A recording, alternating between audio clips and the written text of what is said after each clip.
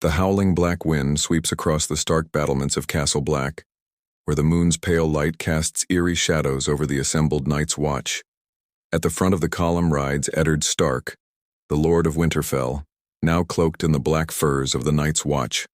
His gray eyes scan the darkness beyond the wall, where endless forests and icy wastelands stretch to the horizon. This is the Great Ranging, an expedition beyond the wall like no other, marking the largest campaign of the Night's Watch's living memory. Ned Stark, a man sworn to defend the realms of men, has now taken the Black, leaving behind his title, his home, and everything he once knew. Under Lord Commander Jorah Mormont's guidance, they are to venture north, beyond the wall, to uncover the truth behind the eerie disappearances of rangers and reports of a vast wildling army. As the massive gates of Castle Black creak open, Ned and his brothers ride out into the icy night. The sight of the ancient wall behind them fades as they venture into the haunted forest, where death and danger seem to lurk at every corner. For days, the group travels in silence, the cold air biting at their skin. They come across abandoned wildling villages, the houses eerily empty, save for the twisted remnants of their inhabitants' lives. At a place called White Tree, they find a gruesome ring of severed heads mounted on spears, arranged in a spiral on the blood-stained snow. Fear settles into Ned's chest, a cold, oppressive feeling.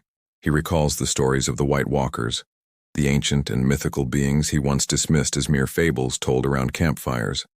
But now, as they move deeper into the wilderness, the stories seem to come alive before his eyes. One night, while at the Fist of the First Men, a windswept hill that marks the northernmost point of their journey, the enemy reveals itself. An onslaught of inhuman shrieks cuts through the stillness of the night. The dead rise from the trees, their eyes glowing blue, their bodies stiff and lifeless. They attack with terrifying precision, hundreds of them at first, then thousands. The Night's Watchmen form ranks, swords drawn, ready to fight, but nothing could have prepared them for the horror they are about to face. Ned fights side by side with men half his age, cutting down the dead in brutal combat. But as he slays one, another rises in its place. The dead are relentless, and their numbers seem endless. The battle is chaotic, a nightmare of blood and death. A hulking, reanimated giant smashes through their ranks, scattering men like ragdolls. As the battle rages on, Lord Commander Mormont's voice cuts through the chaos, urging them to fall back. Exhausted and bleeding, the survivors stagger through the forest, barely escaping with their lives. It is only when they reach the wall once more that the dead finally stop pursuing them, as if some invisible force holds them back from crossing into the southern lands. Inside Castle Black's gates, the surviving brothers are tended to by Maester Aemon, who treats their frostbitten and torn bodies. The common hall, once a place of warmth, now feels colder than ever as Ned addresses the survivors. His voice carries with the weight of what they have witnessed. "We have seen the true enemy," he declares, his words carrying the undeniable truth of their encounter. The White Walkers are real, and they are coming. His revelation sends ripples through the remaining brothers. The danger they have faced is far greater than any of them could have imagined. Even Lord Commander Mormont, his face pale from the shock of the attack, acknowledges the truth of Ned's words. "We must warn the realms of men," Mormont says, his voice heavy with the realization that the fight for the throne must now be put aside. Every king, every lord, the war for the throne must cease, or none of us will live to sit one. The next day, Mormont calls on Ned to write a letter to Jon Snow, who is at the siege of King's Landing, warning him of the impending threat. Ned understands the urgency of the situation, despite the oath he swore to the Night's Watch. "I will go," he promises. "I will make them see reason." The weight of his decision hangs heavy on him as he prepares to leave the wall. He knows that the fight against the White Walkers is one that cannot be won by the Night's Watch alone. As the sun rises over the wall, he rides south, determined to make the lords of Westeros understand the gravity of the situation. But little does he know. The meanwhile, in Dragonstone, the air was thick with tension as Daenerys Targaryen prepared to set sail toward Westeros.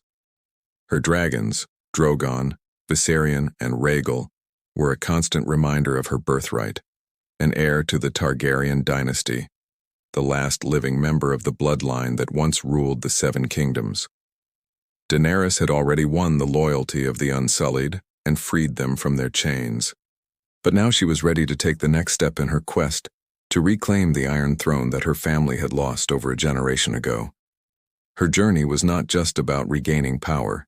It was about restoring justice, ensuring her family's legacy was never forgotten, and bringing fire and blood back to the land.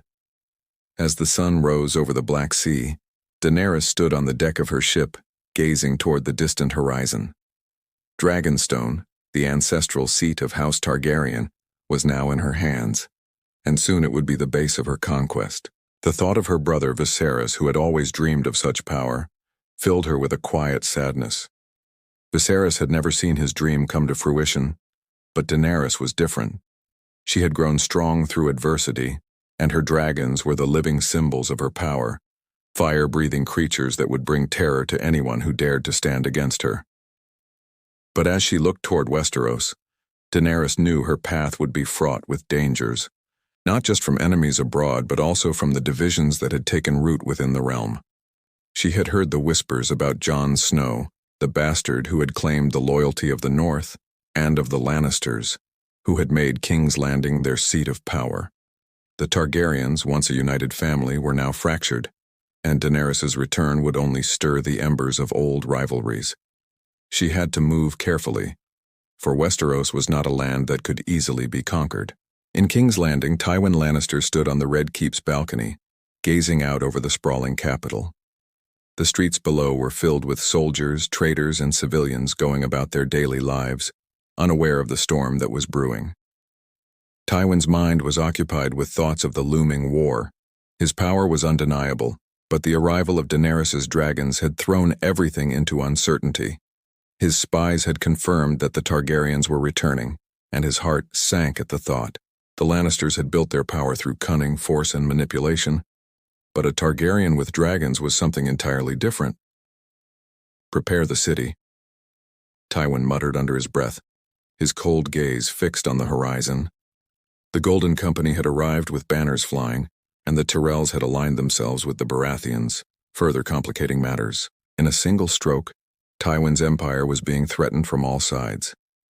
The tension within his own family, particularly with Joffrey, only added to his worries. The boy was reckless, unpredictable, and Tywin feared his impulsive nature might undo everything he had worked for. But Tywin knew how to navigate through turmoil. His mind was always several steps ahead of his enemies. He was not one to sit idly by when the Game of Thrones was being played. If Daenerys Targaryen was serious about taking the throne, she would find no easy path. The Lannisters had their alliances, their wealth, and a strong military presence. But even Tywin knew that dragons could change the course of a battle. Meanwhile, Jon Snow, now aware of his true parentage, found himself caught between two worlds.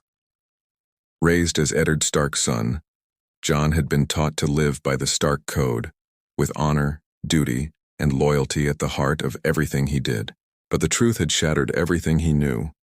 He was the son of Lyanna Stark and Rhaegar Targaryen, which meant he had a legitimate claim to the Iron Throne. Jon had never sought power, but the revelation of his true bloodline meant he could no longer ignore the responsibility that came with it. Jon stood in the courtyard of Winterfell, his dark eyes scanning the horizon. The North was his home, and his loyalty was to his family and to the Stark name. But now, with the threat of Daenerys Targaryen and the White Walkers looming, he knew that the North could not stand alone. His father's death had weighed heavily on him, and he carried the burden of Ned Stark's legacy with him. The North had always been a land of warriors, but it was clear that the battle ahead would not just be fought with steel. It would be fought with strategy, alliances, and the unification of the Seven Kingdoms. As Jon sat down to a council meeting in Winterfell, his thoughts turned to the looming war. Daenerys Targaryen was a force to be reckoned with, but Jon did not trust her fully. She had her dragons, but did she have the support of the people?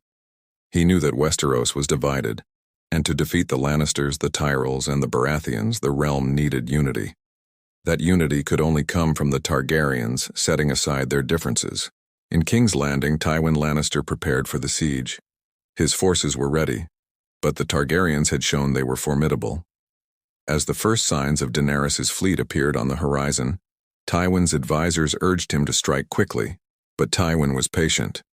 He knew that haste would only lead to mistakes. He watched as the banners of House Tyrell and House Baratheon waved in the distance, a sign that the realm was being pulled apart by war. "I will not yield," Tywin muttered to himself, his cold eyes narrowing as he surveyed the battlefield. Not to a dragon queen or to anyone else. As the ships drew closer, Daenerys' forces landed on the shores of Westeros, greeted by the sound of dragon wings beating overhead. Drogon, the largest of her 3 dragons, circled above, casting a shadow over the land. Daenerys knew that her return would ignite a firestorm. She had no illusions about the challenges ahead, but her resolve was unshakable. She had come to Westeros not just to reclaim her birthright, but to reshape the world. She would not let the mistakes of her family's past define her future. In a tense moment, as Daenerys sailed closer to the shores of Westeros, she received a raven from Jon Snow. The letter was simple, but powerful. "The time for war is now. The Night King is coming, and we must stand united against the real enemy." Jon's words echoed in her mind as she looked toward the battle awaiting her. The fate of Westeros rested in her hands, and Jon's. The Targaryen legacy could only be rebuilt through unity, and Daenerys knew that she would need Jon's help to do so. The final war was not for the Iron Throne, but for the survival of mankind itself. But with her dragons soaring above and a kingdom in chaos, Daenerys knew that her battle was just beginning. The war for the throne was coming, and Westeros would never be the same again. Events unfolding south of the Wall are already poised to change the course of history.